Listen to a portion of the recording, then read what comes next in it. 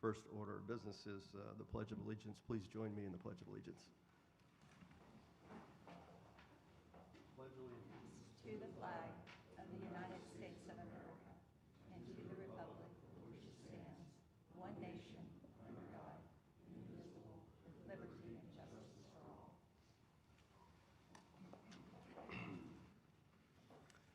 Okay, thank you. Next on the agenda is public comment. Do we have any public comment about non-agenda items?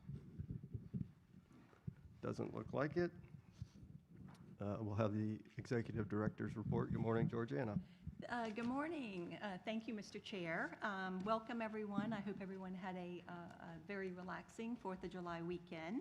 We do have a full agenda today, so we need to kind of move through this fairly quickly. A few things I wanted to bring to your attention. You have in your package the draft TPO Governing Board meeting minutes of May 8th. The TPO Governing Board had a very lively discussion concerning the ranking of the list of project priorities. There was several changes that was made, and Sarah will discuss those changes when she presents the final list of project priorities. You also have the latest TPO project status report in your package. Attachment 3, page 10, is the final transportation-related legislative summary. 247 bills were signed into law by Governor DeSantis. The final budget totaled $114.5 billion. Several bills that passed the legislature were considered transportation bills. It included micromobility, which allows local governments to adopt minimum age requirements for e-bike operators and provide safety training, not only for e-bikes, but for scooters as well. Various changes to MPO and FDOT requirements. It directs FDOT to address advanced air mobility in the DOT's work program, and it also requires MPOs to incorporate that into our long-range plans as well. House Bill 687 provides enhanced penalties for transportation offenses involving death for prior conviction. So in the interest of time, I'm not going to go through all of these, but it is there for your reading pleasure. There was also a few state appropriations involving transportation projects in Brevard County that passed. A few were vetoed. All of these were local projects. Friendly reminder, we love appropriations if they're coming out of general fund. If an appropriation is coming out of the Transportation Trust Fund, that's a problem because it's not new money. And so those funds are already committed into the DOT's work program. And of course, the DOT is required to implement or fund that project within that year. So if the DOT may be required to take funding off of an existing project to make that project whole. So just important to understand the rules of the game. Again, we love appropriations if it's moving projects forward, but it definitely needs to be done the correct way because we don't want to circumvent the MPO process. On page 14, you also have, it begins on page 14, it's the Board of Directors of the American Association of State Highway and Transportation Officials, AASHTO. Unanimously approved 6 policy positions. These policy resolutions, were developed with input from FDOT leadership and will help shape the next surface transportation reauthorization. And of course, the next reauthorization is scheduled for next year, the new bill. So very interesting read, a lot of really good information in there. So if you haven't had an opportunity to read it, I encourage you to do that. And then finally on page 34 of your package, this is just a quick update on the status of the Enhancing Crossing Safety Grant that the TPO was awarded for the 7 grade crossings here in Brevard County. This is a partnership, if you remember, with Brevard County, the City of Cocoa, Melbourne, and Brightline. We're now having monthly coordination meetings with the Federal Railroad Administration. This is Laura's project. She's been working on it from the very beginning and is doing an amazing job. But now the work really begins, and that's delivering the project because we're not an implementing agency. Brightline will be constructing these improvements, but we all have to work together for all of these grant agreements. So, Mr. Chair, that concludes my report. Thank you very much, Georgiana. Next, we'll move on to the consent agenda, and we have 3 items today. The first one is the Technical and Citizens Advisory Committee meeting minutes from May 5th, 2025. Next is fiscal year 24 Community Transportation Coordinator Evaluation, and the last one is Work Order 2620K 2025-26 Traffic Data Report and Analysis. I would look for a motion for approval from the TAC. Looks like Devin made a motion. We have a second. Debbie Flynn. Debbie, thank you. Over to you. And from the CAC, do we have a motion, please? Motion from Madam Kohler. Do we have a second, please? Second from Yvonne. All in favor say aye. Aye. All opposed? Motion carries. From the TAC, all those in favor signify by saying aye. Aye. Item passes unanimously. We'll move on to action items. We have 2 action items today. The first one is fiscal year 2026 list of project priorities. Good morning, Sarah.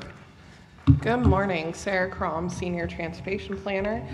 So at your desk, you should have a couple of things. You should have a copy of an 11 by 17 version of the list of project priorities, because I do recognize it's a little bit difficult to read in the 8.5 by 11, as well as also you should have the public comments that were submitted via our online portal, and also the public comments that were submitted at our open house. All right, so the list of project priorities. So just as a reminder, annually we adopt a list of project priorities that is required by Florida statute. And essentially what the list of project priorities does is it communicates to FDOT and our partners what are the priorities that we're seeking state and federal funds for. So projects have to be submitted by a local partner. So you might ask, where did these projects come from? They were submitted by a local municipality. And they are performance, and then they are ranked as performance-based and outcome-driven, which are prioritized on project readiness, as well as also quantitative scoring. So we're looking at safety, transportation land use, resiliency and sustainability, innovation, and multimodal, excuse me. So as Georgiana mentioned, at our governing board, side note, I'm not going to go through the entire list like I did back in May, since we did that, but really want to give you the highlights of what's changed since May. And so, as Georgiana mentioned, our governing board had a robust conversation, and there was a number of changes within ranking. Our governing board as well has the ultimate approval of making any kind of discretionary ranking, regardless of their scores, and based on that quantitative ranking. And so State Road 401 did move up to number 2. I-95 interchange at Malabar Road moved up to number 3. 528 went from the most eastern portion, was 3 and is now 4 due to the other changes. And then the other 528 section was 4 and is now 5. Cape Canaveral ITS was moved down to number 6. For regionally significant roads, we just had one road that basically State Road 524 and 501 essentially swapped locations. So 524 is number 2 and 501 Clear Lake is number 3. And then in regionally significant, we did have one project that they bumped up to number 2. And of course, that kind of had the cascading effect where every other project underneath it went down 1. So what's happened since our governing board? We updated our transportation subcommittee on May 21st. So for some of you, this might not be new news. We then also had our public comment period from May 23rd to June 20th. We did our public comment a little bit different this year and actually had really great results, where it was a web portal that people were able to submit their comments on rather than emailing or mailing or calling me directly. And then we also had our public open house on June 11th. So we did receive 8 comments through the website portal. There were the general comments of concerns regarding the lack of funding, pedestrian bicycle safety.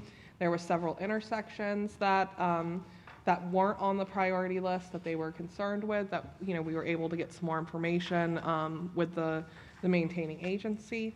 And then there was also comments regarding maintenance, which is not relevant to the list of project priorities as it does not prioritize maintenance projects. So as far as the strategic intermodal system list, the public comments were supporting the COCO multimodal station, supporting the need to widen State Road 401, supporting the improvements at I-95 in Malabar and State Road 528 as well. So, it wasn't, I believe that the public comments were right on par with what our board and our committees have given us direction to do. Public comments in regards to all the other lists were support in the widening of 524. The concerns regarding the rapid growth in Palm Bay, and so really looking at widening Malabar and Babcock, the San Filippo and Emerson Drive ITS projects, concerns regarding State Road 520, which you'll receive a presentation on today, and then also the expansion and widening of St. John's Heritage Parkway. So with that, I'm happy to take any questions, and I'm requesting adoption of the fiscal year 2026 list of project priorities. Thank you, Sarah. Any discussion for Sarah or on this item? Pete? Yeah, hi, Sarah. Deep in our agenda package will be 520 and raising 520. There really aren't any good options. I mean, that 1 foot overbuild, that really sucks. Then I'm looking at the B line. Possibly the best option to get people the hell off the islands is widening the B line, because 520 is going to be just as expensive and it's not going to move the same amount of people. And I'm just putting that out there for thought. I'd like to see the B line number 1 and 2, especially because more and more people are moving out here and on the islands, and it's getting more critical that we have a way out. And the 520 solutions, they're all just as expensive as raising the B line, except for the 1 foot overbuild. And that just ain't going to work. And I'll leave it at that. Thank you. Thank you, Pete. Anything else? Okay, I would look for a motion for approval from the TAC. Okay, we have a motion. Do I have a second? I'll second it. Second? And from the CAC, do we have a motion, please? Anyone? Motion from Eric Fielding. Do we have a second? And a second from Yvonne Minus. All in favor say aye. Aye. All opposed? Motion carries. Thank you. And from the TAC, all those in favor signify by saying aye. Aye. Aye. Okay. Second item is Resolution 26-03, fiscal year 2026-2030, Transportation Improvement Program. Georgiana. All right. Thank you, Mr. Chair. This will also be a very quick presentation. It was presented to you at the last meeting, so I will move through it fairly quickly. And just for anyone that is new that's here, what is the Transportation Improvement Program? It's a list of projects by phase and funding for the next 5 fiscal years, fiscal year 26 through 30. This is our transportation planning bridge that we always talk about, and the TIP is at the very end of that bridge in alignment with the DOT work program. And this is our TIP development process. We had our 30-day public comment period and our open house, and we're here today to adopt the final TIP here in July. And just as a reminder, 112 projects, $1.3 billion is included in the TIP. These are all of our categories and modes, so we are truly multimodal, and we definitely have a very diverse transportation system. And, there were no changes to the TIP from the last presentation. Of course, the Ellis Road widening that is now fully funded. We have various new resurfacing projects in the Transportation Improvement Program. We have new safety and ITS projects in the Transportation Improvement Program as well. So our draft public comment period was from May 23rd to June 20th. And there were a lot of public comments, just like Sarah mentioned, for the list of project priorities. There were several comments that came in through the TIP portal as well as the open house. And you have a spreadsheet, an 11 by 17 spreadsheet at your place that shows those comments. And some of them included, support for both Malabar and ITS projects in general. And some of these are the same comments that were in the project priorities. Support for the Cocoa Brightline Station. We heard that several times. Support for the widening of Babcock Street Southeast from Malabar Road South. And more emphasis should be placed on improving public transportation and reducing headways. So we heard that several times, that there needed to be more investment into our public transportation system. We needed to be more multimodal and consider all modes and not so car-centric. So that was definitely a theme. And so you can see the whole list of comments there at your place. And what we are asking for today is for approval or adoption of our Transportation Improvement Program for fiscal year 26 through 30. Okay, any discussion on this item for Georgiana? I just want to say great job to you, Georgiana, and the staff. I know putting this together is quite a bit of work, and it's great to see where it's at right now. Thank you. I'd look for a motion for approval. We have a motion and a second. Do we have a second? We have a second from Karen. Over to you, sir. And from the CAC, do we have a motion, please? Motion from Laura I'll Whitten. second it, Kohler, District 1. Second from Adam Kohler. All in favor, say aye. Aye. All opposed? And from the TAC, all those in favor signify by saying aye. Aye. Item passes. All right, and Mr. Chair, if I may, we have a new tip tool that you can find at this location. And Andrew with Kittleson and Andrew and his team developed this for us, and we're so proud of it. And so we would like for him to come up and just do a very quick demo on that.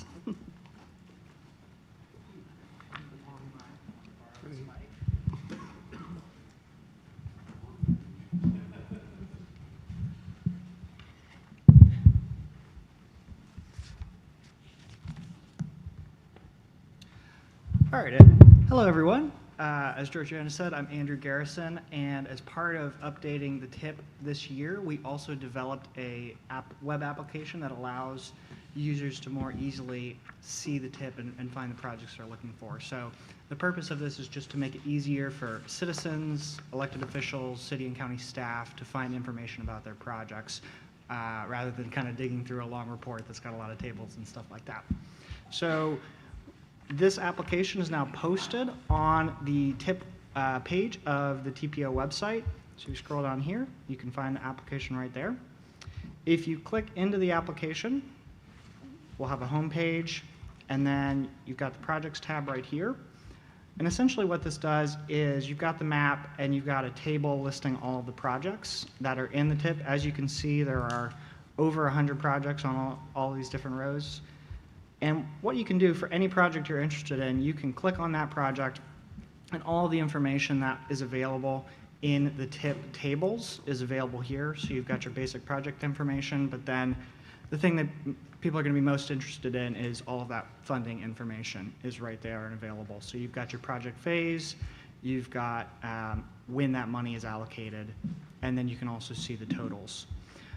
One thing, I think this is how people would most likely use this tool, we also have a search feature.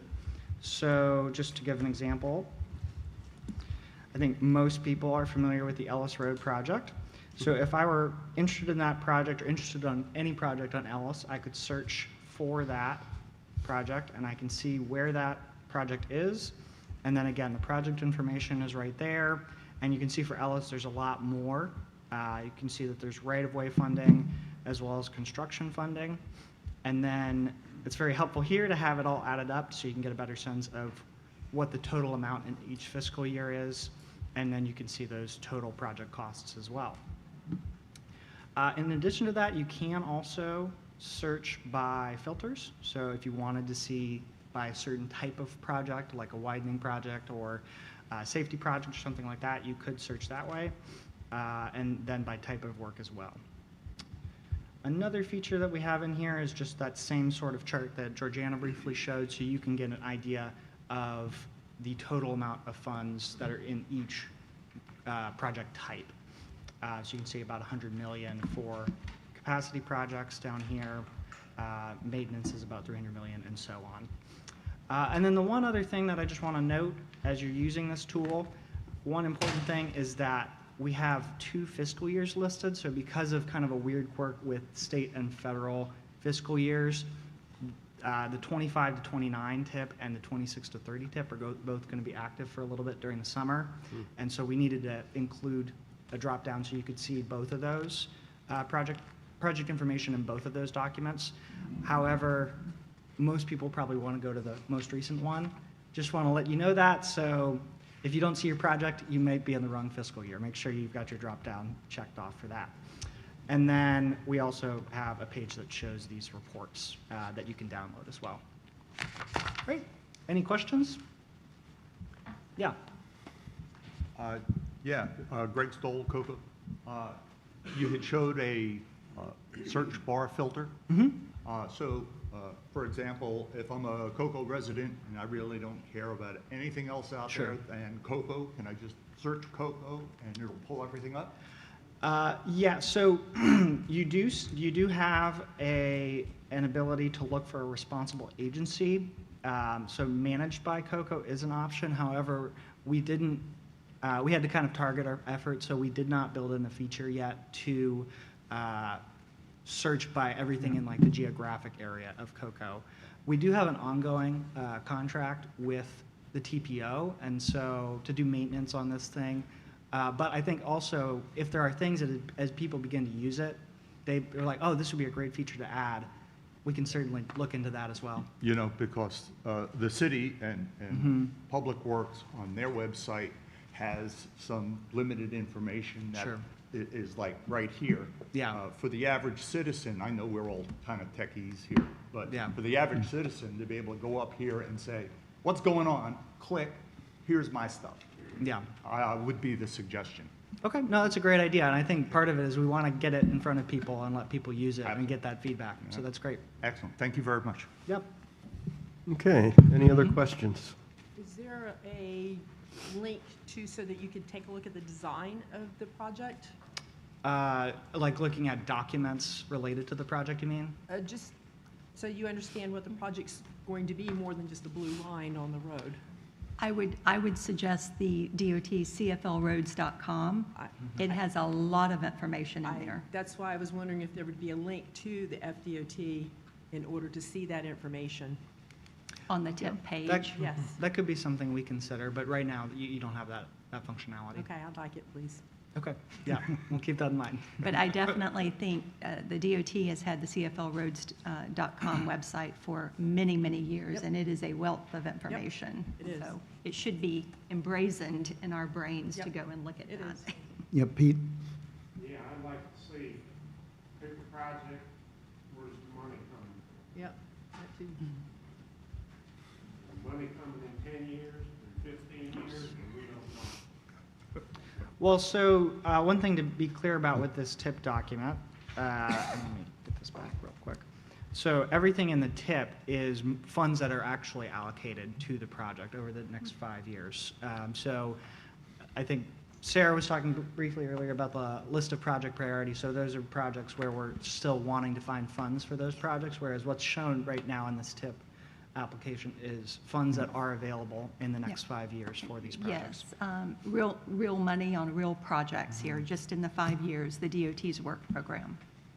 So it does not list future years because that's not real money. So there's no guarantee on the fully funded, it's a guarantee on the estimated funded. Like we're funding 5 years from now, the last 5 years, we usually spend. Yeah, it- this is just the phases that that the department has funded, and it is for year of expenditure too, so, okay, okay. We'll give Pete a crystal ball.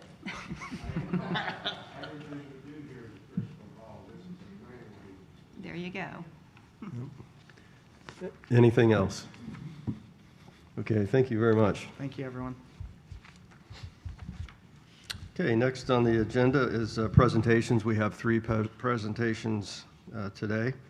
The first one is Draft Advanced 2050 Long Range Transportation Plan Cost Feasibility Plan. Morning, Nick. Good morning. Nick Lepp with HDR. I have the crystal ball section of this presentation. So here's where we're looking for those next phases of projects. All right, so the long-range plan you have seen this graphic. This is the beginning document for all of those projects that go into that list of priority projects that end up going into list of transportation improvement program, where we say those program funds are programmed for those 5 years. We can't program out 25 years, well, because that's a long time, and we don't know, there's a lot of uncertainty, which is why we do this plan every 5 years, but we're pretty confident with the tip that those 5 years of funds are there. So what we need to do within this long-range plan, we need to work with our local government partners and forecast the people and goods throughout 2050. Make sure that we are planning for that horizon out there and that we have that roadway network or transportation system that supports it. So we need to identify that 20-plus year of mobility needs that are out there in the Space Coast region or Brevard County over that time. We need to look to prioritize those projects to deliver a cost-feasible plan to identify where we think those funds are available and reasonable over that 25-year period. And it needs to be cost feasible to move forward for implementation, meaning that if we need to reasonably make sure those funds are available and it is financially feasible, fiscally constrained plan that we are trying to move these projects forward for reasonable implementation. So we're here right now. We started this plan probably about 2 years ago with the goals and objectives, developing needs over the course of a year, working with the local government partners in the region. Identifying those financial resources and developing the cost feasible plan where we're at right now, where we're looking to adopt in September. Previously, we had came to the board and committees presenting the goals and objective, confirming those, making sure that the Space Coast TPO was really moving along the right direction for that 2050 plan. Came a couple times with the needs list, as it was quite a bit to develop those needs. And I'll explain in a little bit when I show the numbers and the amount that it actually cost, but to really generate that need for 2050 in the region, took a little bit to come through and finally adopted that in 2024. And now we're here coming back in May, where we presented the financial resources, and we're looking for this draft cost feasible plan of what we think we can move forward through 2050. Through this, we had quite a bit of community engagement. A lot of working groups, 9 working groups, where we had over 80-plus attendees of elected and stakeholders. We also had quite a bit of community engagement with 4 public workshops and just recently an open house displaying the draft cost feasible plan. So going from that needs to cost feasible plan, looking at the analysis and the current community conditions, where did we see the issues today? Looking at the previous plans, what has been done before? What are we looking at previously over the past 5 years? What's changed? A lot of community engagement, because things have changed over the past 5 years. As the last plan was adapted just after COVID, now things are starting to transition. See where that plan starts to work towards, and what are those priorities in that need now, making sure that we're confirming those priorities.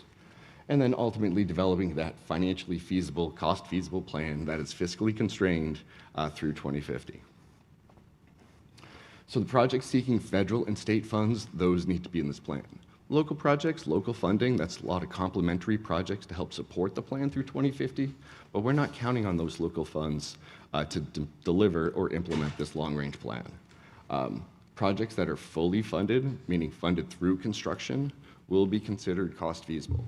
Any project that is a phase in the long-range plan, PD&E design, it'll still be in there, but it won't be considered as a cost feasible construction project. It'll be partially funded for kind of planning purposes. All right, so here's kind of that big aha on the money. So we have over $2 billion in needs out there. Unfortunately, we can only fund about 9% of those within the cost feasible plan. There was a significant shift in the funding between the last plan and this plan, where there was a lot more state funds for state roads and less federal funds on because of the regional system. That's kind of inversed. We have a lot more federal funds, so we have a lot more balancing in the plan for the cost feasible plan, which you'll see shortly. But with that, there was still a significant decline of over $700 million less. And as I say, fiscally constrained, meaning we can't spend more money within a 5-year period than we have available. Not over the 25 years, just over that 5-year period. So this chart kind of shows you where we are in developing this plan and how we can only spend a certain amount over that period to make sure we stayed under the funds that we had available. So to develop this cost feasible list, what we wanted to do is really stick to what we've started. How do we finish this list of project priorities? And that was the basis for this that was just presented by Sarah. So continuing on with that transportation planning, where are the funds coming from next? So presenting the draft plan included in this is the state's strategic intermodal system, which is more adopted by reference, but we are reflecting the project priorities from the Space Coast TPO as we include these in this. Here's the list of what is fully funded according to the plan, where you have 401, 95, and State Road 528. Some of the partially funded projects include the Cocoa Multimodal Station, where it's not looking for SIS funds, we are looking for grant funds, but it is included within this list, along with the rest of 95 and State Road 50. The regionally significant projects, these are those state roads looking for the funding, fully funded. We're trying to get Fisk, State Road 19, 524, A1A, and then US 1 and 518. But again, some of the partially funded projects are State 524. We couldn't get all of those sections funded within this plan. It was quite costly. Same with 514 Malabar Road, where we can only fund certain portions of this. And Babcock, where I know it's an important corridor, but we can only get some right-of-way. So there are some significant projects where we're only able to fund a portion of it within this long-range plan. Again, some of the other corridors of Malabar and Babcock segments that we were able to fund within the cost feasible. Washingtonian Extension, we were able to get the PD&E started, but that's again in the 2045, 2050 timeframe, so you're getting out there quite a ways before that project even begins for the planning. And then the Norfolk Parkway is underway right now. We're just waiting to see where that ends up after the study. Also, here's some complementary projects that we know are coming in based on some developer agreements with Spyglass, Stadium Parkway, and Williamson. And then the Hollywood Boulevard and Wickham Road are both projects that have been underway and moving forward, but looking for a different set of funding sources of grants, not the traditional federal funding that the TPO deals with. And now I want to highlight some of the other programs. So it's not all doom and gloom. We're not just sitting here going, oh, we don't have any money. We've also set up some box programs to help advance these efforts that the TPO has been doing over the past 5 years. So with the Bicycle Pedestrian Trails Master Plan, we've set aside their TA funds, boxed those, so annually those projects can continue to move forward without waiting for the traditional long-range plan or formula funding, depending on where those projects are at with their priorities and phases. Excuse me. We've done the same with the Vision Zero, box some funding to help support Vision Zero efforts, and small kind of push-button projects that could go into the tip faster than waiting for those program funds out several years. That also includes the Intelligent Transportation Improvement Program, and also, hopefully, for the Sun Trail Program. Excuse me. Also included with this, we did a parallel effort where we included the Transit Development Plan, adopting that for a 2035 horizon, so that way we have kind of that same planning horizon and we're talking from the same side of our mouths, especially as we're looking over the next 5 years for transit funding and multimodal funding to go along with and support the long-range plan. So here's some common questions that we get with the long-range plan. You know, can a project be moved up? Well, yes, project can be moved up if there's additional funding available to help advance that project. But right now, where it's at, based on the funding and the priorities, there would need to be an additional funding source for that project to change its status. Who's responsible for programming these projects? That would be the Florida Department of Transportation. The TPO submits this priority list to the department, then they program the projects within their work program, and that is cooperatively developed for the Transportation Improvement Program. What if more funding becomes available? Well, That's great news. We hope more funding is available. That means we get to move these projects up. Not just add more projects to the list, but hopefully advance them faster. They could be advanced faster, but unfortunately, we only have so much money within those 5-year periods, so they just can't go any faster than we have that funding available. Where is my project? Well, if you don't see your project on the list, it could be part of that $2 billion that we don't have available for funding. Doesn't mean it's not a need, it just means it isn't a priority for the federal and state funding. Could be other funding sources or other programs that could help advance that project. And then how much public input was involved? Quite a bit. As you saw up there, we had quite a bit of stakeholder meetings, workshops, and we had an extensive online public engagement, all helped craft this plan and confirm that it's really leaning towards the goals and priorities for the region. With that, I'd be happy to take any questions. Any questions for Nick? Yeah, Nick, help educate me a little bit. I think last meeting we were talking about having to phase projects because they were too big. Is that what I'm seeing now in like the 524 where we basically chop that into a couple pieces to be able to get the most critical parts done first? You are 100% correct, yes. With 524 and sections of Babcock and Malabar, they became too costly to fund. As you saw within the chart, there was only a certain amount of money within the 5-year block. So if we have a $100 million construction phase, I'm never going to be able to fund that within the 5 years unless it's broken up in those into segments and Great. smaller chunks. Thanks for the education. Veronica? Good morning. Morning. I have a question on State Road 401 and 528, both projects. I'm part of the TAC for the 401, and we have probably one meeting for the construction design, and we were waiting for an updated cost estimate of the project. So it surprised me when I see fully funded. So can you explain what does it mean in terms of are those funds projected to be recovered in the future? Is just a planning to get those funding in the future years, or that's money that they have in the cloud now? How does that work? Very similar to the long-range plan and what the TPO is dealing with right now. That's part of the SIS long-range cost feasible plan. They have forecasted the funds that they believe they have available in the future for their network, their system. And right now, it's forecasted that there is enough money in their planning horizon that it would be fully funded, just like we are projecting for FISC. There's going to be enough money in a couple of years to complete FISC. Now, it's not part of the TIP or the work program. Those are the programmed funds. But this is the transportation planning exercise that we go through every 5 years to try to make sure that we're aligning the funds to continue that project to be implemented, because it takes 20 years to, so that is the next phase. It is planned to have those funds there, but they're not programmed because it's not in the TIP yet. Yeah, Pete?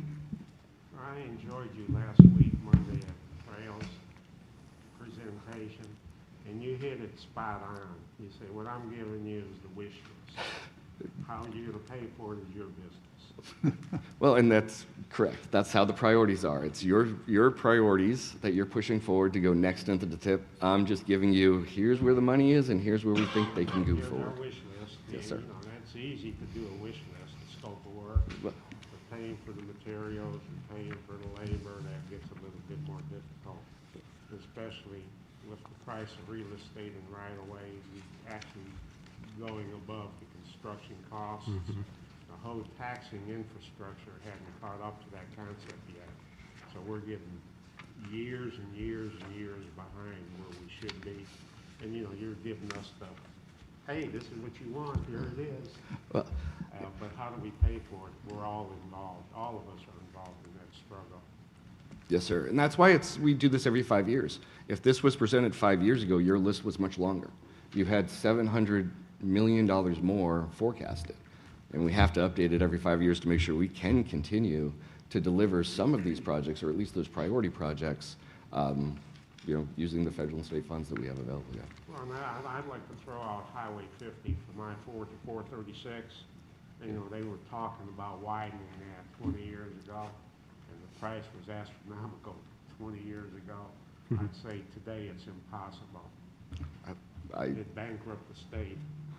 Probably they have gone up quite a bit. We've seen those cost estimates, and that's been a lot of the issues with this plan and comparing it to previous plans has been some of that cost inflation. And Yeah, Eric?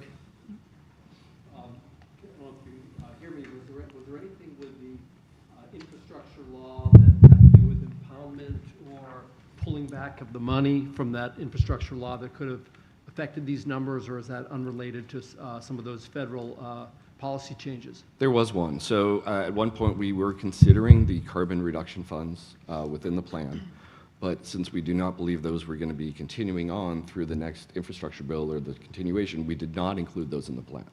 So we need to include what we believe is reasonably going to be there. And we didn't believe those would reasonably be available. So we did lower that estimate to include that. Yes. Mr. Chair, I would just say, and Nick, you can chime in on this, there seems to be local funding on some of these major state road projects are really kind of the direction that we're going now. Because if you look, you will see on some of the state roads on our priority list, there is local funds that have been put on the table along with the state and federal money just to get the project moving. So there seems to be a direction that there needs to be some skin in the game from the locals, even on state roads. And, you know, in the discussion of the new infrastructure bill, there seems to be a push to kind of get away from the discretionary and competitive grants and going to more formula funding, which could potentially really help, you know, from an equitable standpoint. It would help the department and MPOs do more long-range planning for our projects, I think. So there's a lot going on. At the end of the day, we just have to look at all options. Nothing is off the table, and something may open up, and we may get funding where we can move some of these projects forward. The 401 bridge replacement, I think it's fantastic news that it is in the DOT's SIS cost feasible plan within that time band of, yes, 2035 to 2040. That's good news. Now, the needs for the SIS far outweigh the projects, and so sometimes a project can be in that plan and then it gets deferred out and moved out. So we always have to worry about that, but the fact that it is in there is really good news.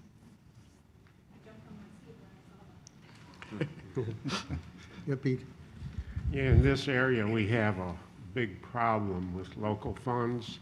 You know, just sitting on this planning agency, I see local governments coming in, meeting after meeting, hitting up Georgiana for money to fund their local projects.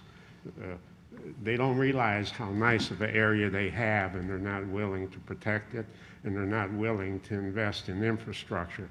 Like I said at the bicycle meeting, when I was married on Marco Island in 1979, Florida had a population of about 6 million. I could get around on the roads without all this traffic. And all I've been hearing is how development pays for itself. But I never get a refund for all the money I spent in development. And the reason is that here in Brevard County, the local governments are too damn cheap to even vote on the penny sales tax for gas when the price is $1 a gallon. They just don't have the sense it takes to realize our infrastructure is going to hell. And that's just the way it is. Orlando isn't much better. At least they're trying a little bit harder than we are in Brevard County. But the whole state is in trouble because we've never figured out how to match the money with our infrastructure needs. And we're falling further and further behind. And on a local level, Brevard County is further behind. When I'm in the Metro Orlando area and I say we don't even have impact fees, they don't want to believe that. They say, come on, man, you're BSing me. And, you know, and you get an area like Seminole County where they did the 1 penny sales tax back in 1990, and you look at their road system compared to Orange County and Brevard County, they've got a really, really good road system, but they realized a long time ago, the way you get something, you got to dig in your pocket and pay for it. If you're not willing to dig in your pocket, but you want a handout, put on the orange thing, get out the tambourines like the Hare Krishnas and beg for quarters, because that's the only way you're going to get something, and then you're not going to get much. Well, appreciate the time. Okay, anything else for Nick? Well, I was just going to go over our next steps. So we're going to have a public comment period that's opened up. So please provide us comments on the draft cost feasible plan. We're looking to then advance this in September and adopt for the board. So we'll be back to you again. Thank you very much. Thank you, Nick. Oh, sorry. 2 more slides. So then we also have, we're going to have our lunch and learn on July 31st. Thank you, Sarah.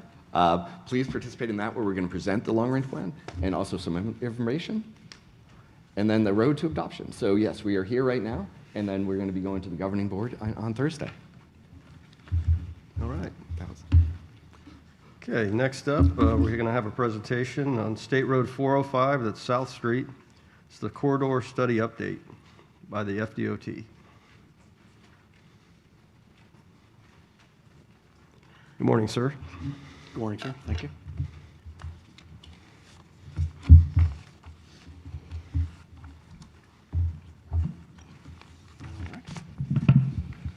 Good morning. Thank you, Mr. Chair, for this time. My name is Joseph Fontanelli. I'm the Project Development Supervisor for FDOT, and I am excited to be here to talk about updates on 2 important projects, beginning with State Road 405. So this is the improvements of 405 that we're studying for the ultimate widening. As we cover this, we have some interim improvements that we'll discuss. And the limits on 405 stem from State Road 50 to just east of US 1. So quickly in this presentation, we plan to go over the project overview, near-term improvements, some options, look at the long-term improvements, the ultimate widening, and then, of course, the next steps, we will be having a community open house on July 30th, which I'll be covering in this presentation. So like everything at DOT, it all revolves around the compass, communities at the center of the compass, as well as safety. This study, much like many of our studies, include local partnerships to identify the needs of the local community, to identify the needs of the stakeholders.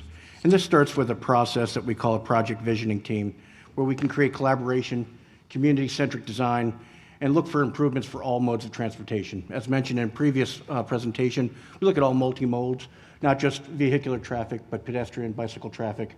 And of course, as we look at the innovation of these e-scooters, those of course are users of our roadways as well. So what is a project visioning team? So a project visioning team is the first step in our study process. And a study process is the first step in a long development. As we start with studies, we move into a PD&E if so warranted. We then move into right-of-way acquisition. We then move into design and ultimately construction, and finally maintenance. And each one of these processes take, some time, and of course a year to 2 for each process if needed. So with this project visioning team, we got members of the community to include the Space Coast TPO. We met the city of Titusville, the police department, the area transit, the school board, Brevard County School Board, and looked at the different needs and wants of these community members. And we've had a number of meetings. We've had up to 2, which I'll show you here in a second, to garner this input and to garner this information. In fact, we had an in-person open house at our Brevard Ops Center, where we had Ms. Georgiana, we had the mayor of Titusville, and we had other community members, to include the police, to go through our concepts and look at maybe what can we do, what is needed, what is wanted, what can we do in the interim, and what can we do in the long term. So as I mentioned, we started with existing data. In this case, this is a corridor study, so the most important data was traffic data. This traffic data was conducted during the school time, because we know that school time traffic is different than the summer traffic. So we looked at the traffic, not only vehicular traffic, pedestrian traffic, looked at the number of trucks and all users of the roadway. We started with the project visioning team number 1. This was done virtually, where we got everybody together on a Teams meeting, and we asked for input. We started with moldable clay, and we started looking at options. We started looking at what is the needs of the community, what can we do to improve this corridor, and what is on the table. And of course, in this stage, almost everything's on the table. We then began developing alternatives that we presented at the project visioning team meeting number 2. As I previously mentioned, this was done in the Brevard Ops, and it was done in person. We broke them into different groups. We had our role plots or our concepts out, and we garnered input from many of our community stakeholders, to include our construction team as well, because though we look at planning, we're really in the beginning, creating a constructible and buildable project certainly is more important than an idea. So we look at, the options of what the community can have, what can we build, And as we move forward, of course, today we're at the Space Coast TPO coordination. We're meeting with this board. We'll meet again on Thursday. And then we'll be moving forward into community open house July 3rd. And we ask everybody here in this room and your community members to come to that open house. We'll really get a chance to really show you what I can't show today because of our limited in time. But we'll roll out the roll plots. We'll show you our interim improvements, our long-term improvements, and we'll ask for input. We continually ask for input, and this is one of the first stages where we ask that input so we can create a project, not just in a DOT vision, but more into community vision. So this is the time that we ask for these inputs, and this community open house is certainly a time to do that. And then we'll finish up, once we get the input from the community, with a project visioning team number 3, which will conclude that. Now, the next steps following that would then, of course, be looking at a planning development environment study, a PD&E. And we'll also look at scoping maybe for some short-term improvements as we look at a resurfacing program here in the near future. So what are we looking at? So again, the corridor study, as mentioned, was from State Road 50 to US 1 along State Road 405. The ultimate goal is to look at the widening of State Road 405 from a 2- to 4-lane facility. This, of course, is to help capacity and operational improvement, to help us with the ever-growing development here in the great state of Florida. Now, we know this is an interesting corridor where it certainly changes dynamics from a rural area to an urban center as we get closer to US 1. So, of course, this study had to include all of that, the environmental impacts, right-of-way impacts, as we look at that widening. So this study is the beginning of the process, so we can start looking at these impacts, we can start looking at the roadway needs, so we can start looking, as we just looked at the long-range plan, so we can start looking at how do we fund that in the future, what is the needs, is it wanted, is it needed? And we do find it is needed. We do want to improve the roadway. We do want to widen it. But again, the time frame, the resource-constrained environment that we live in, we need to start budgeting that. We need to start looking at those opportunities. So what did we do? Of course, we determined the best way to meet current and future demands. We met with the city of Titusville. We looked at developments, planned developments, what is being built, what is planned on being built. We looked at the need for the roadway widening. We identified mobility improvements for all users, to include pedestrians and bicycles. We need to understand the impacts of the roadway improvements, to include socio-economical impacts as well as environmental impacts. Well, I did mention this is in a rural area, so widening that, we will have environmental impacts that need to be cleared. We're looking at endangered species and therein. And of course, we looked at the land use and the growth. What planning developments do we have in the future? What's being built? What can be built? And we use that to determine future growth and when this facility would truly need to be widened. But as looked at in a resource-constrained environment, we need to look at some things that we can do in the immediate future in our improvements. And this is what we'll cover at the community event. So we're not going to go through, or nor do I have the time to go through the entire roll plot and the concept plans. But we're looking at a number of things to look at pavement marking, right turn lanes, dedicated left turn lanes, adverse signage, speed radar signs, and you can read this. But there's a number of interim improvements that we'll present at that community open house. And these are short-term improvements that can be, incorporated with their resurfacing. And our scoping team has already reached out to look at what we can, and what's available. Now, these are short-term improvements designed to help capacity and designed to help operational improvements. But ultimately, the need is going to be, in the future, to widen from 2 to 4 lanes. So as part of that, it was mentioned also phasing or segmentation of these projects. So we looked at what needs and when do these roadways have the opportunity to be widened. So we looked at segmentation. Ultimately, if we had all the money and had a wand and we could make it happen, we would widen immediately everything from 2 to 4 lanes. But to make it fundable in the future, we looked at also segmentation. And you'll see that some of the segmentation, segment 1, of course, stems from State Road 50 to Fox Lake. And then from the ultimate widening would then be from Fox Lake all the way to Rock Road. Now, you do see the end there is already at a widened capacity, but there would be some interim improvements, or there would be also improvements to look at, signage, signaling, dedicated lanes. But as this planning study will develop, we'll then go to the community event. We'll see the appetite of the community. We'll see what is wanted, where it's wanted. We'll then start developing an estimate, and we'll then start looking at incorporating into the long-range plan and working with our communities like Space Coast TPO and the city of Titusville. So as I mentioned, I welcome everybody to our open house on July 30th. And this is the beginning of a long process. So as you look on the board there, we're in the planning. Ultimately for the widening due to the environmental impacts, right-of-way impacts. It would then require a PD&E study, which would need to be funded, design, right-of-way, construction, and naturally, after construction, maintenance for the completed project. So this is a beginning step of a long process to get something for long-term improvements in the ground. There will be more information and more time for input and for community involvement at our open house at the North Brevard Senior Center on July 30th, 2025, from 5:30 to 7 p.m. I do have another project, but at this time, we can address any questions for State Road 405. Any questions on State Road 405 for Joseph? Go ahead, John. What are the chances you're going to find this doesn't need to happen? There's always a chance it doesn't need to happen. No build is always an alternative. Right. As we look at that, the no build alternative would be looked at after the community event. As we present that to the team, we'll come back to the TPO, and we'll see, if it doesn't happen. But right now, I'm not going to speculate whether a no build is always an option. But is it on the table? Yes, sir. But do we foresee the need for the traffic growth? In the long-term future, yes, sir. Yeah, so that's what instigated this whole thing was the traffic growth that you were seeing there, correct? Yes, sir. Yeah, perfect, thank you. Yeah, Pete? The area from State Road 50 to Fox Lake, does FDOT already own all that right away? It looks pretty wide. We do have significant right-of-way, sir, but those impacts, as we look at the final concept, will then be evaluated. I can't say we do or do not at this time, sir.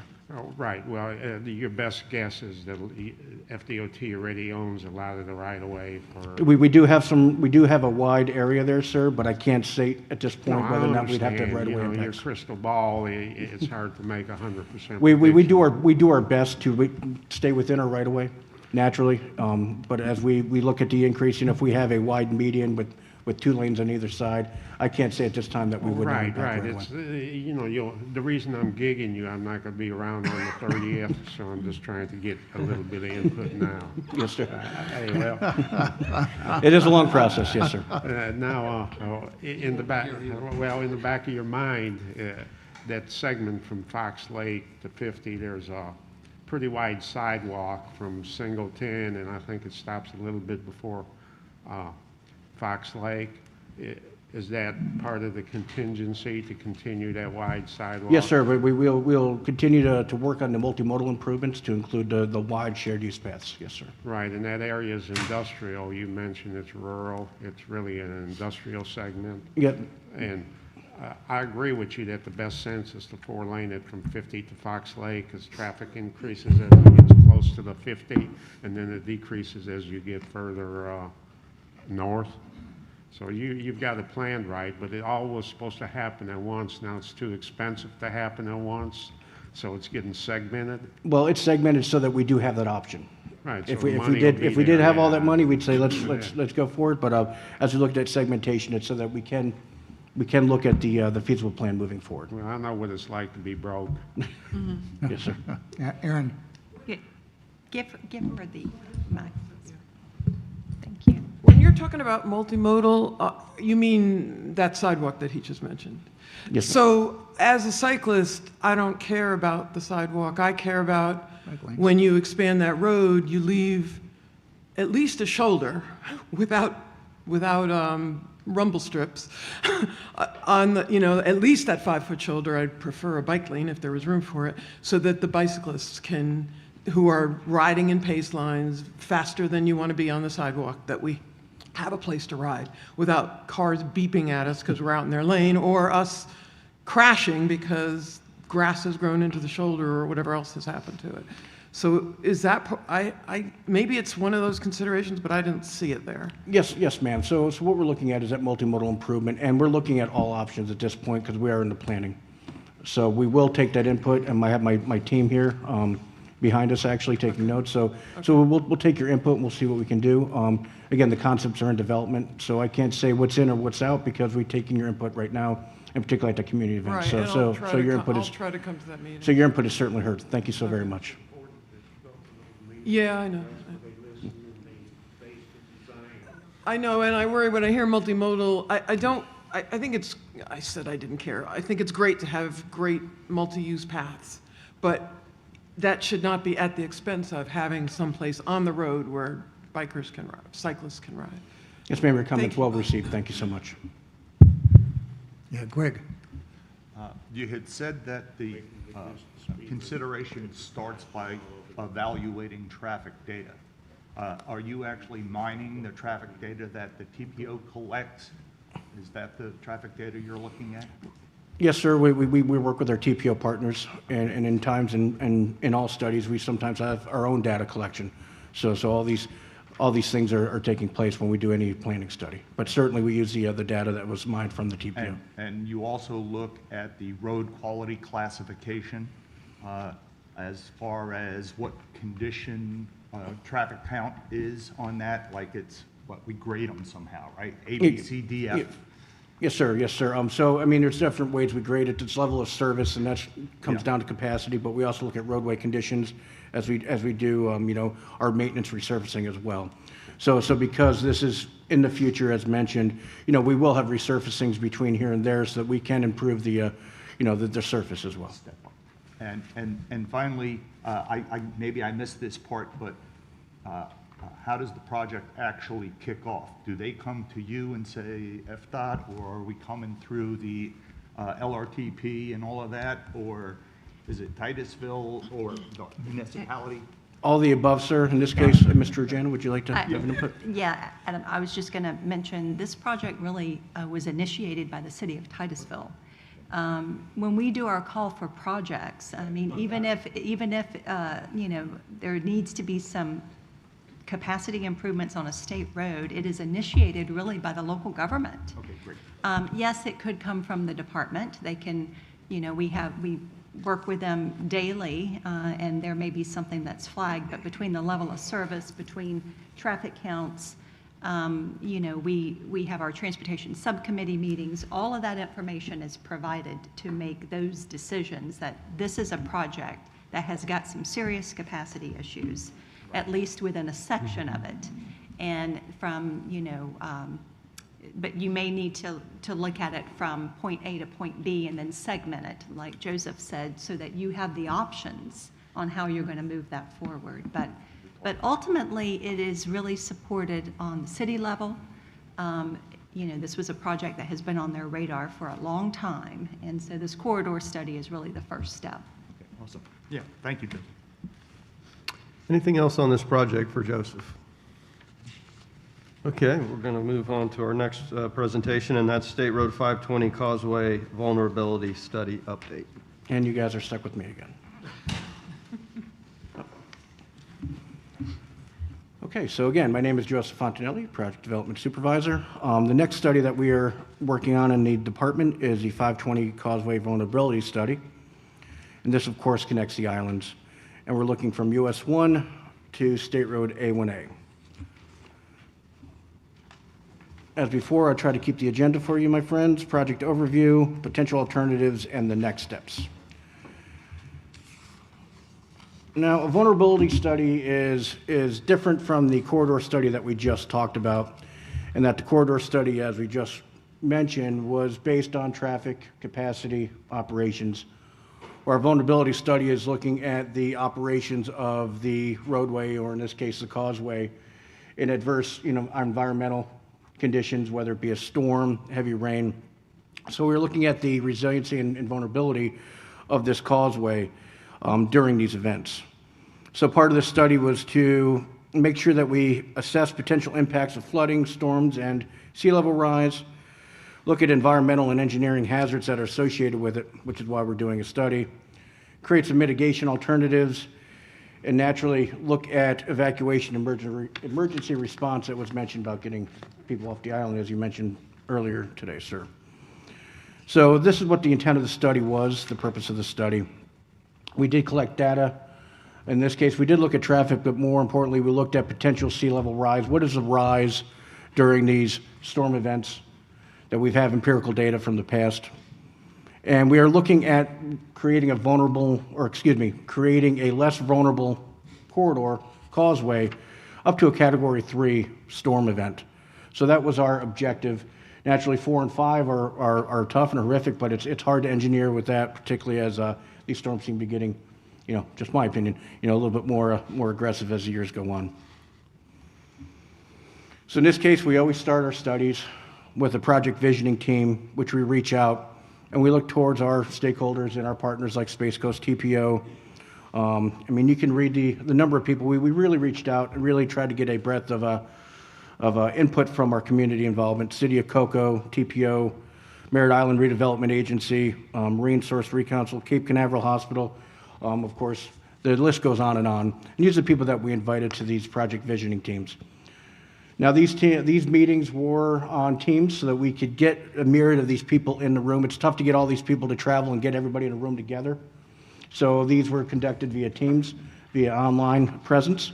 And we went through the idea. Again, project visioning team number 1 was, this is our problem, this is the purpose of the meeting, gather input, garner input from our community members. A lot of us in this room are familiar with this corridor, but again, from US 1 to A1A, 520, we see it connects the islands. We have a hospital on the corridor, and a number of not only just businesses, but there's also a lot of resources. There's a lot of amenities for recreation, windsurfing. I haven't been down there, but I haven't seen somebody out there with a parachute or a kite surfing out there. It's a beautiful area, but as we know, we're driving right down there. The water is right there. So again, this is a vulnerable causeway, and we look at what can we do to improve it.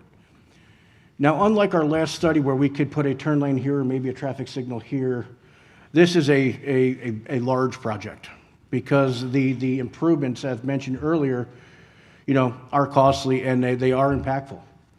So we are looking at a number of fixes that we can do, but again, this is not going to come without impacts financially to the area and to the environment. So these are things that we have to take into account.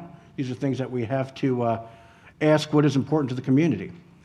So every project visioning team we have, every stakeholder meeting we have, much like this one, is a chance for this community input so we can take this project that's an idea and start molding it into something that we can build. So again, we evaluated the resiliency of the corridor. We looked at how many times it was flooded, how inundated was it with water when we had these storm events. And if you live here, you know that if there's a heavy rain, we do start seeing impact on them, whether it be on the sidewalks or in the roadway itself. We conducted vulnerability assessment along the causeways. We used our crystal ball and looked at maybe what will it look like in the future. Again, using some data and looking at some of the forecasted data as we look at the number of storms, propensity of the storms, the strength of the storms, as well as some of that sea level rise. That is impactful, that's cyclic at best. And then we looked at the environmental and engineering hazards. If we raise, if we put a bridge, we're naturally going to have impacts. We're going to have impacts to the waterway, we're going to have impacts to the community.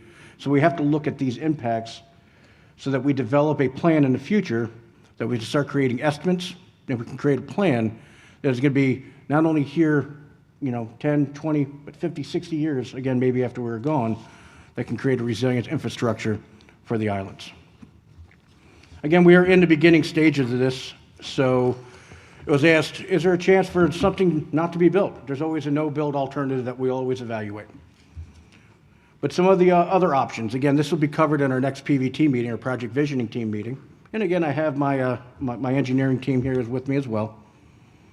But what if we raise the roadway, the current roadway, what if we raise it and then replace the bridges with higher bridges? That's one option. What if we just do a 1-foot overbuild just on the roads and don't affect the bridges? That's probably the cheapest option, but does it really get us through a Hurricane 3 storm?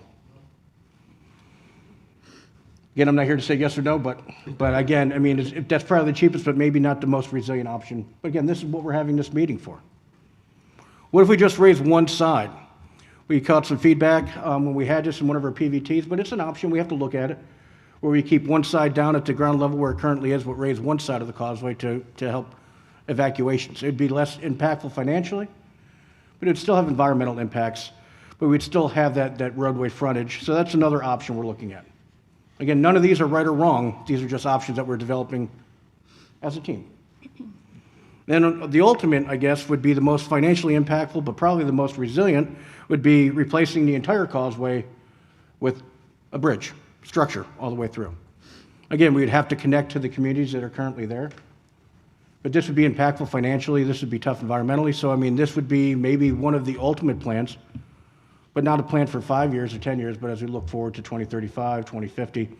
But this is what the study is for, to look at the viability of these options, the options that are up there. And we've had more than this. This is the ones that kind of have, some quote, shaken out as we've had the current meetings. But we're continuing to evaluate these, and the next project visioning team will look at that. And then as we move forward, this, nothing short of a project development environmental study, PD&E study, would get any of these through to the design phase. Where you saw the other one where we would have a community open house, so we can vet our interim improvements, we can vet the segmentation, like you said, sir.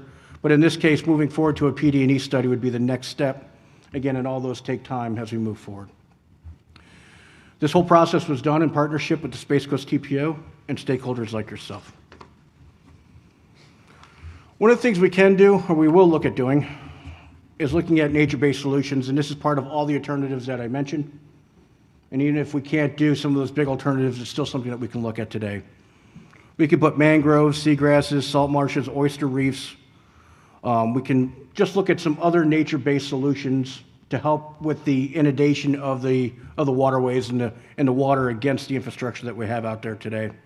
We can put some shoring across the shoreline, like riprap, which is just big rocks, if you will, seawalls, wave breaks, attenuation devices, which we call WADs, wave attenuation devices, if you heard that term. Right, so these are just other options that we might be able to throw out there and work with our current infrastructure. But even with our ultimate goal, whatever that goal may be, or whatever that option may be, we also will look at these nature-based solutions to help create a resilient infrastructure that can help heal itself, to help grow as the future moves on. So in the process, much like the other process we talked about, we looked at the existing conditions, in this case more of the environmental conditions, but we did look at traffic. We had our project visioning team number 1, looked at alternatives, kind of vetted those alternatives through project visioning team number 2. We're here to present this to you, and then we'll have project visioning team number 3 and look at our alternatives with more of a conceptual basis with our team. And then we'll complete the study and report out to the TPO, and then look at our next steps. I have Ms. Nicole Bellion, who is a project manager over there. I am the project supervisor working with Nicole, and we have our engineering team here. These are 2 exciting projects done in partnership with our team, our Space Coast team.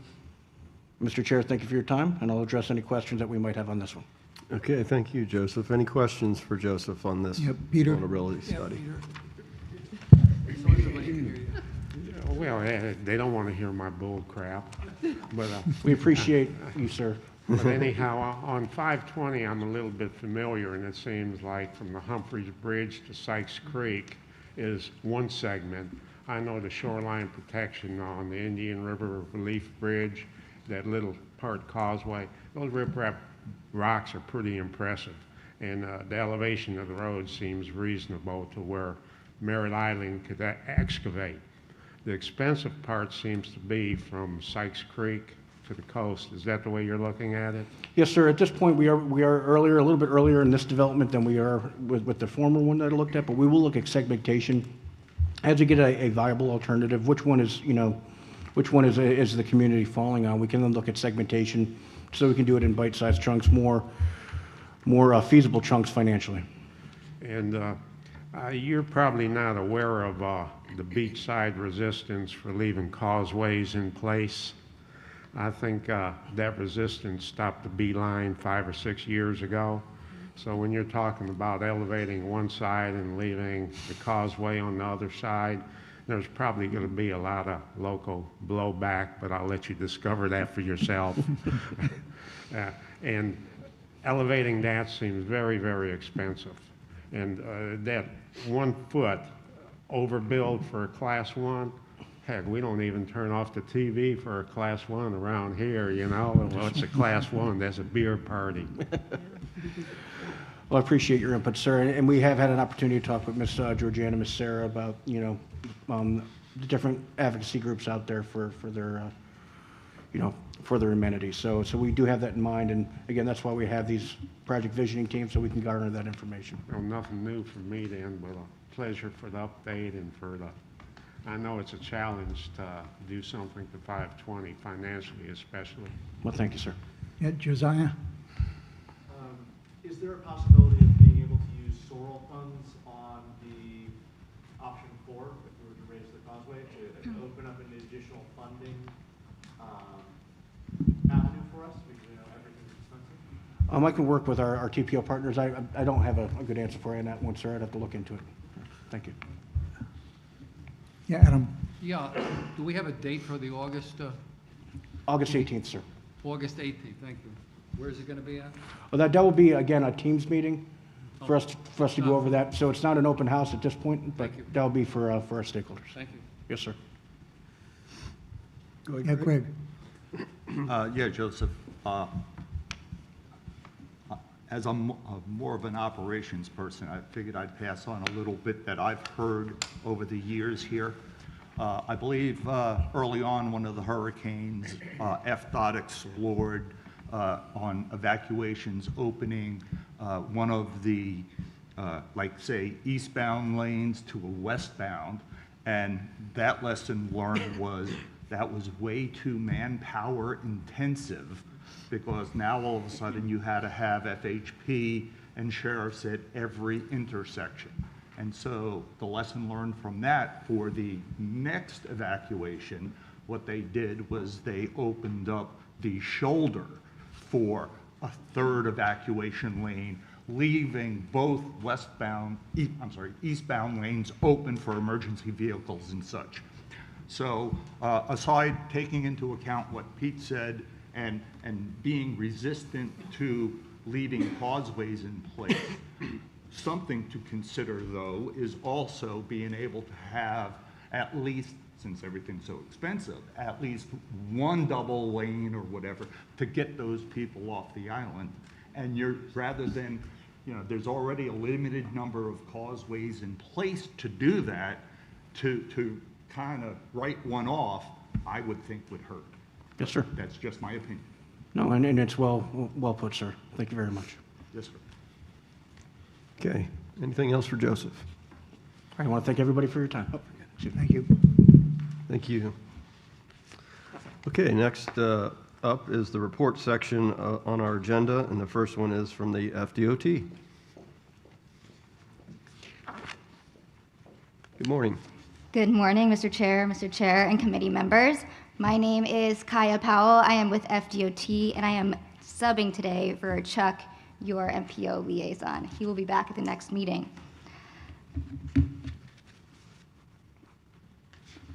First, I just wanted to mention that the Ellis Road clearing and grubbing project has a start date right now of July 15th.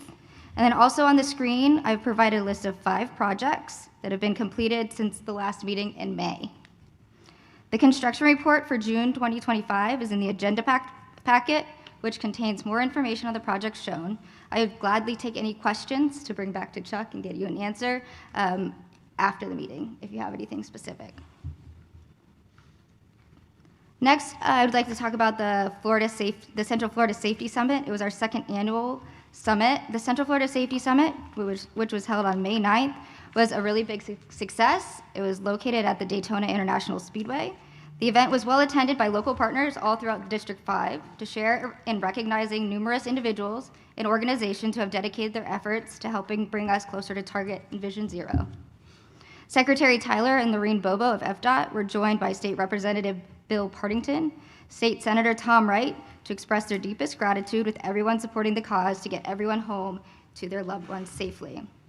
One award to note is that the Palm Bay Police Department received the Public Safety Award for their work keeping everyone safe on our roadways through enforcement, crash response, and public interaction. Of course, what would an event be without surprise visitors? In this case, we were joined by Shelley and Sheldon of the Daytona Beach Tortugas and Coda the Fluff, a dog deeply dedicated to traffic safety. In conclusion, I have a final thought. We have entered a crucial time of year where awareness is key.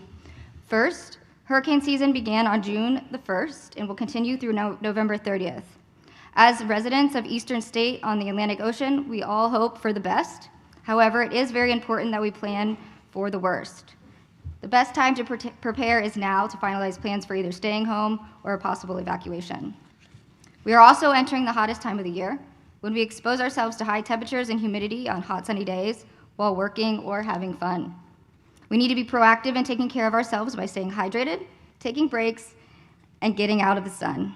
Remember, you are well within throes of heat injury before you feel the symptoms, so do your best to stay ahead of the injury. Mr. Chair and Mr. Chair, that concludes my report. Thank you, Kaya. Any questions for Kaya? Mr. Chair. Yep. I just wanted to mention it was a fantastic safety event. Coda the Fluff came driving in his little car. He was the cutest thing ever. So it was wonderful. Also, I want to mention Patty on the back counter where Nick is standing has put the Vision Zero annual report back there. So if you'd like a hard copy, it is back there. But thank you very much. Thank you. Next up is the Bicycle, Pedestrian, and Trails Advisory Committee. All right, once again, Sarah Crom, Senior Transportation Planner. The BPAC met this past Monday on June 30th. They approved previous meeting minutes, received presentations on the list of project priorities, long-range transportation plan, both of which they approved, and then the Vision Zero annual report that you received in May. I would like to draw your attention. I know I've shown a couple of these slides before, but these are some slides that we share with our BPAC. So just celebrating that we had over 50 attendees with our Southern Brevard Trails Master Plan public workshop, 21 attendees virtually, and then highlighting all of these final presentations. So the Southern Brevard Trails Master Plan impacts a lot of our local government partners. So I want to bring attention that you'll be seeing us out and about at all of your city and town councils, all of the Southern Brevard city and town councils in the month of August. And then in October, we will be bringing that master plan to the TAC, CAC, and governing board. Next, we also just once again highlighting that our North Merritt Island Pioneer Trail, we had over 200 attendees to the in-person, 18 for the virtual lunch and learn. The final presentations will be to the BPAC August 25th, and then in September to this board as we have to close out that work order by the end of October with FDOT. So this will be further discussed in August/September, but due to public concerns and feedback, the North Merritt Island Pioneer Trail will not be moving forward at this time, but we'll discuss that a little bit more in September and have that presentation. And that concludes my report. Okay, Sarah. Go Yeah, ahead, Pete. Pete. On the Trails Committee, seeing that the state is allowing local municipalities, local governments to come up with safety regulations for e-bikes, licensing, ages, does the Trail Committee have any plans to put together a little brochure to help the local governments, give them some guidance, some pointers on how to proceed, or we're not going to worry about that? That would be in Leah and Abby's realm, and so I see them shaking their head yes, and we can make, and we will definitely make sure to bring that material to the BPAC once they've developed it. Thank you. Yeah. And Sarah, there may also be something that's going to be developed at the Statewide Safety Coalition, since this is some new legislation, so we'll definitely check into that. That's good. Yeah. Well, the state guidelines are always opportune because, you know, from city to city, you might have different regulations, and you will have Right. different regulations, and it adds confusion, and if they tack fines along with it, I could get fined in one city where I'm doing something legal in another, so I'm with you on that. All right, thank you. Thank you, Sarah. Next is the Transportation Disadvantaged Local Coordinating Board. Good morning. Good morning. Good morning, Patty Rendon, Transportation Planner. The Transportation Disadvantaged Local Coordinating Board met on May 12th, 2025. Highlights included approval of the grievance procedure updates, as well as the 2024 Community Transportation Coordinator evaluation. And we also notified the board that as of July 1st, the Space Coast TPO will be administering the TDLCB going forward. The next TDLCB meeting is scheduled for August 11th, 2025 at the Viera Government Center at 10:30. And there are no updates from Space Coast Area Transit at this time. Thank you. Okay, thank you. Any questions? All right, we'll move on to the public engagement report by Abby.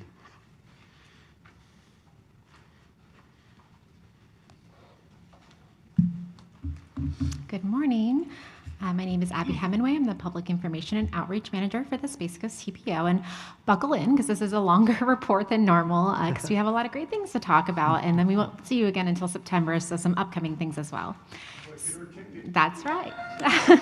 Greg's on it. So before we chat, about any upcoming public involvement activities for July and August, I always think it's important to go back and kind of celebrate some wins, not only for our organization, but for our community partners, because it really does take a village. So up here, you'll see on the slide, in May, in celebration of Bike Month, the TPO hosted a helmet fit training led by our regional trainer, Shelby Villatoro, and we now have 15 new certified helmet fitters that are ready to roll, including 3 of our TPO staff members. That was a huge win. This training equips the participants with knowledge and also the skills needed to ensure a proper helmet fit event in their community, and they can promote bicycle safety with free resources. Also in May, the TPO and Brevard Public Schools celebrated National Bike and Roll to School Day. We had 12 enthusiastic communities participate. May is really hard for some schools, but we had a great turnout. Specifically, I want to give a shout out to a few of our law enforcement agencies who rode alongside some of the students, kept intersections safe and secure, and spirits high. So great partnership there. And then in June, our community engagement coordinator, Leah Nepo, joined Best Foot Forward sign waving event at Port Malabar Boulevard Northeast and Veterans Memorial Park to promote pedestrian safety. This crosswalk, where they wave signs, currently only has a 12% driver yield rate. So it's really a great event to raise awareness. I'm sure many of these communities you've seen now Best Foot Forward out in our communities raising awareness, partnering with the municipality and the law enforcement agencies. So just a great effort trying to make sure that we're always highlighting the importance of Vision Zero. All right, and then also out in the community and educating, in June, Georgiana was honored to be the guest speaker at the West Melbourne Business Association's After Hours event. She shared how the TPO is planning for a safer, smarter, and more connected transportation future in Brevard. And then last month, we kicked off a 2-part Aging Road User Traffic Safety Series in the city of Cape Canaveral with some powerful conversations. Leah led the first session, Roll Right, Stroll Right, focused on helping older adults stay safe and confident, whether they're walking, biking, or driving. And recognizing that it does take a village to share major project efforts and announcements, we're continuing to support our partners at FDOT D5 by posting relevant information on our channels to have a larger reach. So here's just a snapshot of some of our shared posts highlighting completed projects within some Brevard communities and some upcoming resurfacings. And then on the heels of that, in addition to some trending social topics that we have over the summer and sharing our partners' posts, our community engagement coordinator has been creating designated safety campaigns to raise awareness about safety topics. So here's just a snapshot of what we covered in May and June. And of special note, I just want to share that we've had some really incredible news coverage lately, specifically about Vision Zero and some crashes that received a lot of media attention over the last month. So I think it's raising awareness about Vision Zero, and it's always top of mind, especially for the TPO. So I think it's important to just call attention to that. All right, and then here are some kudos to some of our amazing community partners, kind of seeing Vision Zero in action. So just wanted to give shout outs where they're necessary. So up in the left-hand corner, the largest one, this is City of Melbourne. We're highlighting them for their pedestrian safety upgrades at University Boulevard at Bruce D. Bugg Street. The improvements include a raised mid-block crosswalk, RRFB, and an 8-foot wide median for pedestrian refuge. This was a huge effort. I know the community is really excited about this. I believe students use this crossing as well, so great kudos there. Up in the right-hand corner, that's Satellite Beach PD. They pulled out all the stops for their Bike and Roll to School Day at Surfside Elementary, which included a helmet fit event. Below that, Indian Harbor PD partnering with Operation Best Foot Forward to raise awareness about pet safety.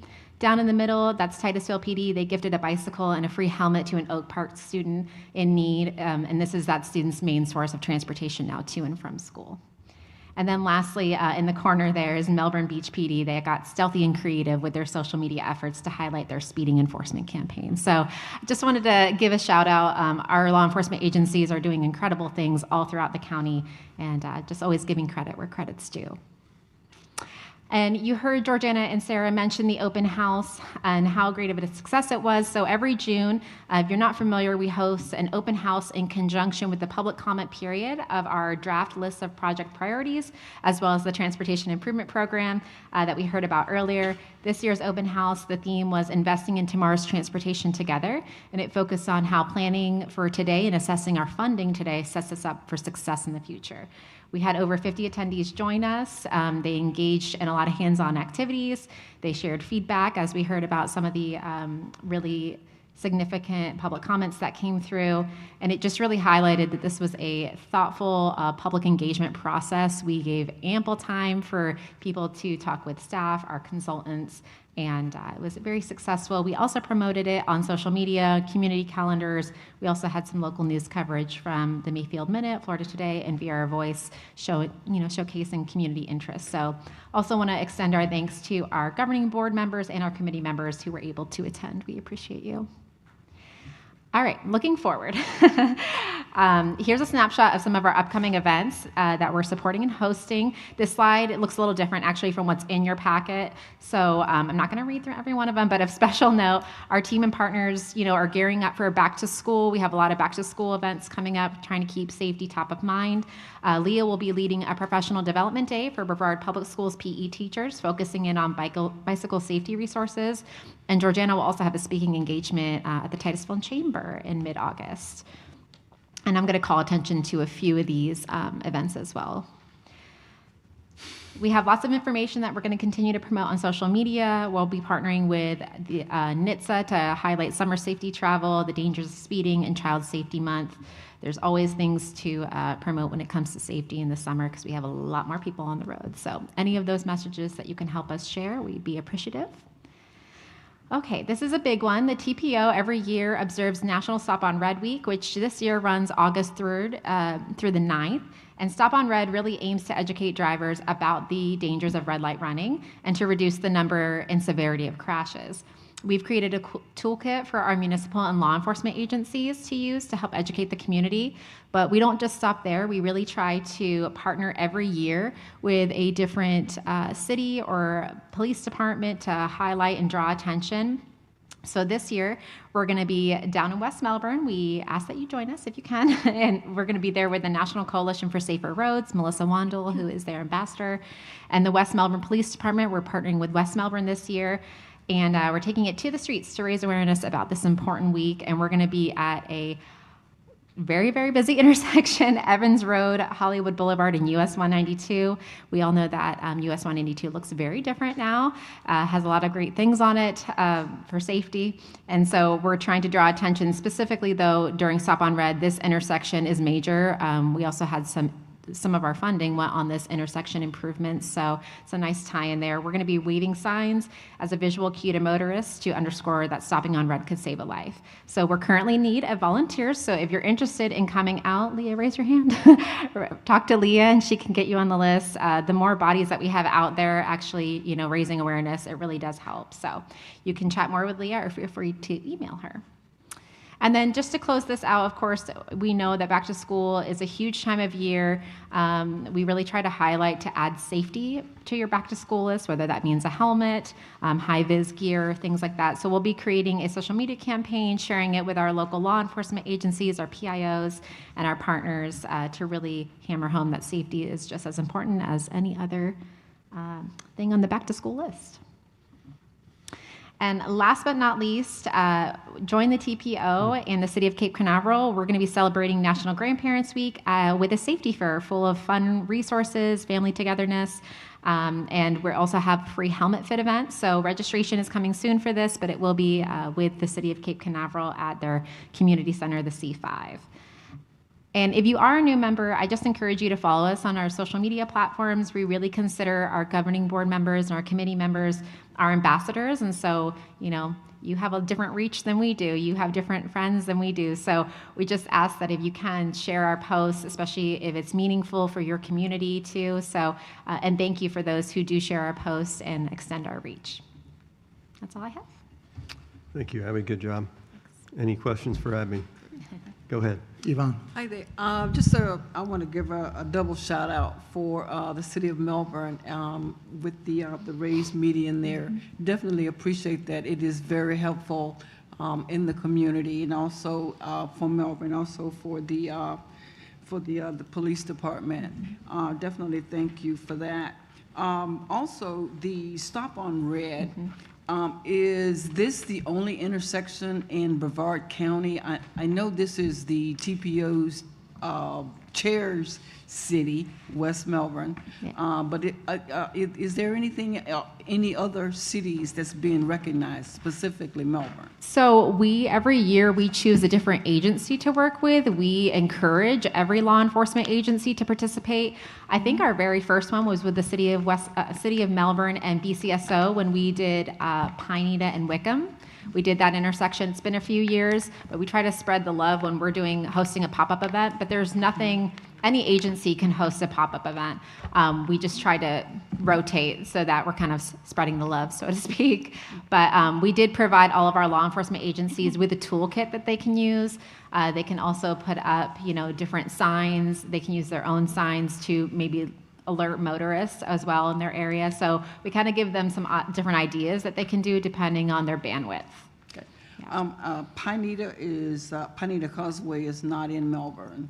It's unincorporated, so. Yeah, I do think, I can't remember if BCSO, I think BCSO did that one. I'm not sure, I guess, but Melbourne didn't participate. But I do feel like we did one with Melbourne, but it's escaping me right at this moment. Okay. But they have run enforcement campaigns as well. Melbourne has before on Stop on Red. So if they can't do a physical event, like a pop-up event, sometimes they'll run an enforcement campaign instead. Okay. Again, I thank you. Okay. Thank you very much. Abby. Thanks. Next is a local government report. If there's anyone that would like to report on any local government activities, now would be the time. If not, we can conclude. Oh, here we go. Debbie. I don't know if it's on. There we go. On August, the first week of August or the second week of August, our new Public Works Director will be starting with the City of Palm Bay. Thank you. Any other local government? Okay, thank you very much. Yep. The city of Melbourne has a new deputy city manager, so we're very excited about that. Thank you. Anyone else? If not, this meeting is adjourned. Thank you very much.